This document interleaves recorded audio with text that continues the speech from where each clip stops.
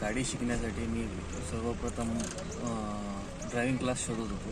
त्यात माझ्या मित्रांनी सजेस्ट केलं Om Shri Ganesh Motors Driving Motors, आणि तिथे ॲडमिशन केल्यानंतर मला त्यांनी पहिले तर विस्तृत माहिती दिली त्यांच्याकडे कसे कसे प्लॅन आहे, आणि त्याच्यानंतर त्यांनी मला आमटे सरांकडे असाईन केलं.